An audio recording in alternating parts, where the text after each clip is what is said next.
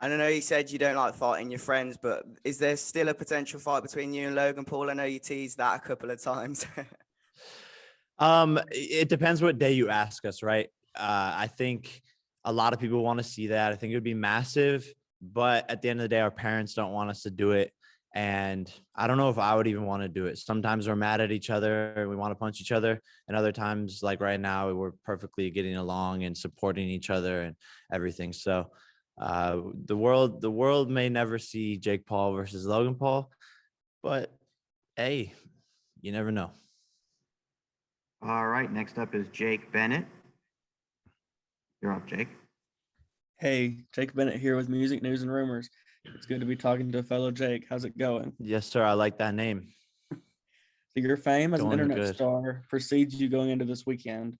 What do you have to say to people who think you might not be ready for such a high-profile fight?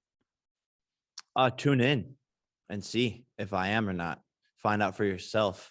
TrillerFightClub.com. Order that pay-per-view because if you're not watching, you're the one missing out. And look, I've dedicated the past 18 months of my life to this, and we've been in serious training camp, sparring world champions. So you're gonna see if I'm ready or not. I know you're here for the fight, but there's a lot of fanfare going on in Atlanta around the event. Have you seen the musical lineup, and which artists are you most excited to see and maybe even meet this weekend? Yeah, I mean, that's the beautiful thing about this event is that it's more than just a fight. It's entertainment all the way around. And I'm excited for all the performances. I think each and every one of them brings a different genre of music, and it's gonna be incredible. I'm obviously a believer, been a believer for a while, so excited to see Justin perform. And he's obviously a boxing fan, which is why I think he did this.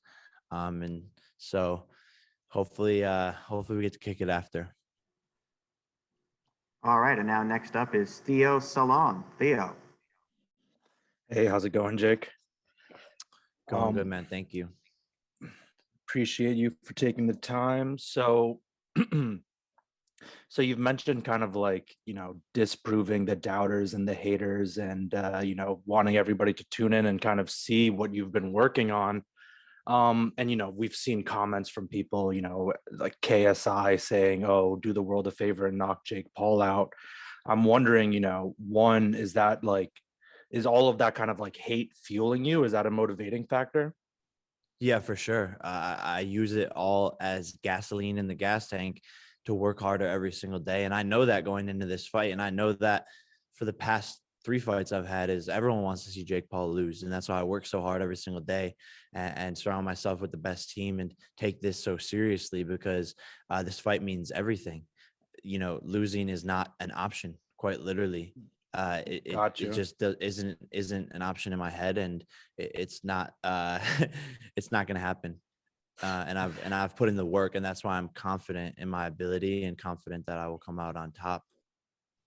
Yeah, I feel that. And then are there any like kind of comments or people in particular that you kind of have bookmarked in your mind, like, oh, I can't wait to kind of like show them wrong? No. I think there's a long list of people that I don't really keep track of it.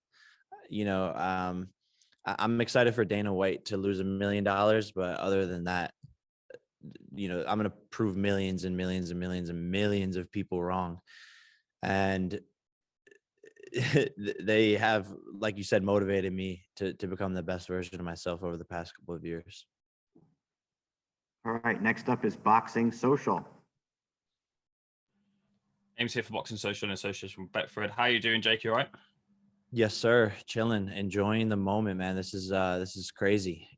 Headlining a fight and my 3rd fight, and it's massive. I mean, Justin Bieber's performing, and this could be one of the biggest pay-per-view events in history. So, just enjoying the moment. Happy to be here. I've got a couple of questions for you, Jake. This boxing path that you're on right now, there's this expectation from the fans who are watching this for you to eventually fight KSI. It's in the comments, it's in the socials.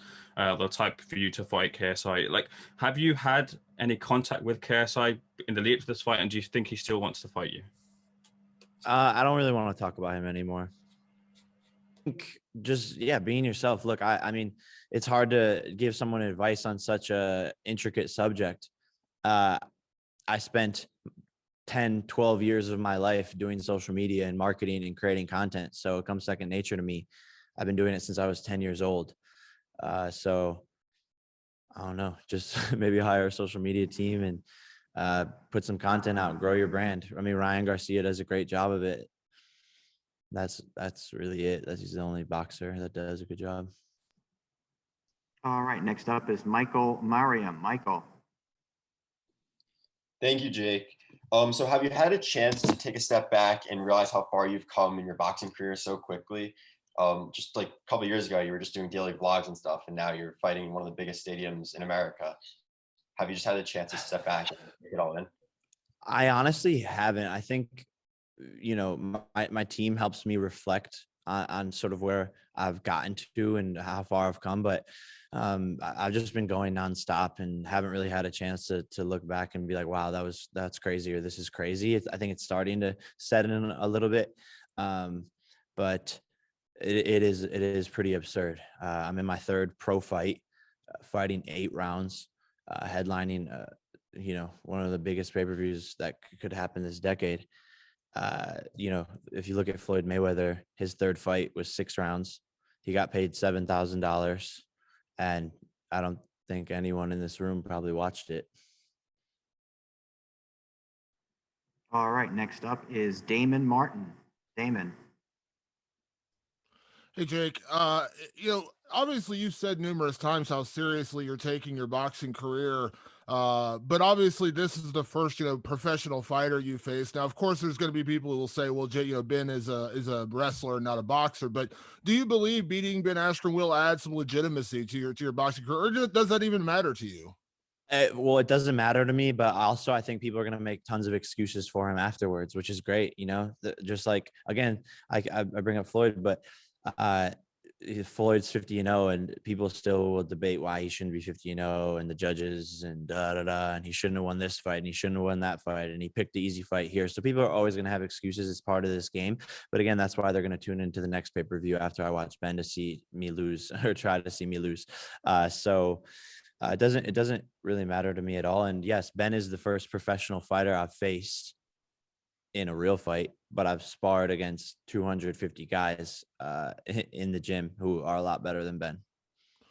In terms of your long-term goals, Jake, what are your long-term goals? Because, I don't think there's anything wrong if you went out there and fought in a million fights against Nate Robinsons and made millions of dollars. I think people forget this is called prize fighting. But what are your long-term goals in this sport? I want to continue to challenge myself with my opponents and continue to build up my level of competition and to make history with historic events, and break pay-per-view records and fight big names and just have fun, man. Like, this is such a fun sport. This is such a fun time, and these events are so cool, and I want to bring more eyeballs, just in general. Next up with a follow-up is Joe Lee. Hiya. Just another one from me. I know you mentioned on the True Geordie podcast a couple of days ago about how specifically the UK fans have quite a disliking to you. Do you think you need to beat KSI in order to get more respect, or do you think a win on Saturday night, a lot more people can reason with you because of the hard work and the passion you've shown for the sport of boxing? I'm not talking about that guy. Fair enough. Could I ask one more then? What's your road to Conor McGregor? I know I guess he's the ultimate goal for you. How would you map out a road if from now to here to there? How would you get there? I think we both are on a road to each other. He wants another boxing fight. He wants to fight Manny Pacquiao. He would get toasted. He just keeps on taking L's. So I think him fighting me would not only be his money fight, but it would technically be the easiest challenge, right? I think fighting Jake Paul would probably be easier than fighting Manny Pacquiao, and it would be just as big. And I think we're a lot closer to a Jake Paul Conor McGregor fight than anyone thinks. I think it could happen in the next 24 months. All right, next up, follow-up is Shaquille Majori. And next up is Theo Salon with a follow. Hey, Jake. So you know, you mentioned, you know, wanting to challenge yourself, but also have fun. And I know that, you know, you've got your eyes set on guys like Conor McGregor. But, you know, are there any kind of like, you know, more fun kind of influencers that you are interested in fighting moving forward, you know, like guys on Twitch, or even like, you know, TikTok or YouTube streamers, stuff like that? Yeah, yeah. There's a company right now that wants to pay me an absurdly large amount of money to fight an influencer.